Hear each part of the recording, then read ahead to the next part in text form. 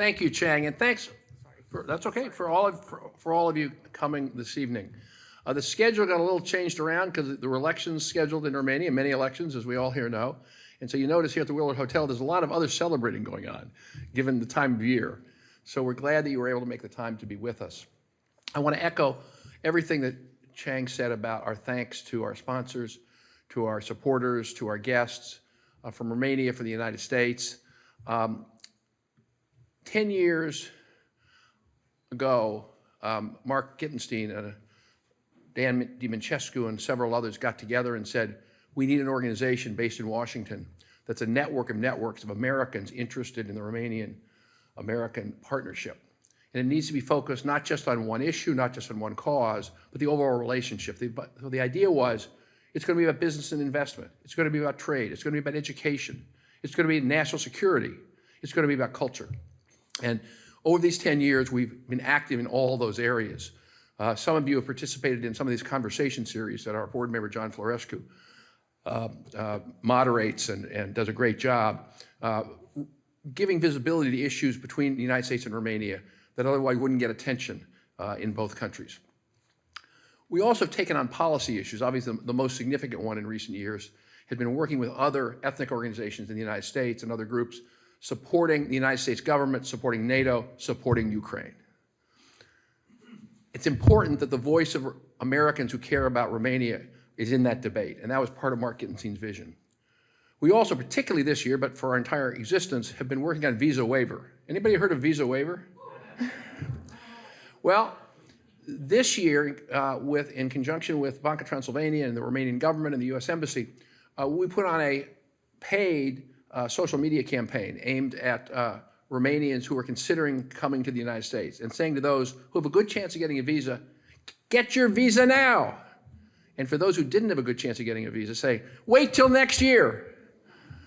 And it brought down the refusal rate. And the reports are that it was below 3%, which is the first step towards getting visa waived. I think the decision will be made sometime next year in an official way. We're going to have a panel tomorrow about updating everyone on what's going on with visa waiver. So we're looking forward to that. But in addition to these policy issues and security issues, culture is a big piece of what we do.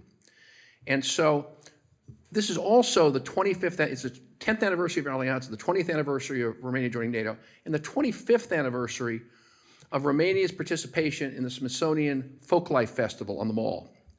And for those of you who know about this, it's not a surprise. The Smithsonian Folklife Festival draws millions of visitors every year in the summer on the Washington Mall. It's the World Series of folklife in the United States. And in 1999, Romania was one of 3 featured locations. The other 2 were South Africa and the state of New Hampshire. The participation of Romania in that was the brainstorm of a wonderful man, Dr. Eliot Sorel, who many people here, I'm sure, knew. He was a medical doctor, a psychiatrist, a proud Romanian immigrant to the United States. And he had this vision that if Romania wanted to get into NATO, Americans needed to know more about Romania. And so he convinced the Smithsonian Institution to make Romania one of the participants in the 1999 Folklife Festival. And so he brought it together, came to me and said, we need the U.S. Embassy support. And I said, absolutely. The American business community in Romania rose to the occasion. We brought Romanian craftspeople. We brought a Romanian church. This is historic. The Maramureș Church that was reconstructed on the mall for the Folklife Festival in 1990 was the first time a church had ever been on the National Mall. So it was historic for the United States. It was historic for Romania. And Dr. Sorel's vision came to pass a few years later with Romania joining NATO, which we're now celebrating the 25th anniversary. And so the Alianta board wanted to honor Dr. Sorel tonight. And sadly, he passed away about 2 months ago.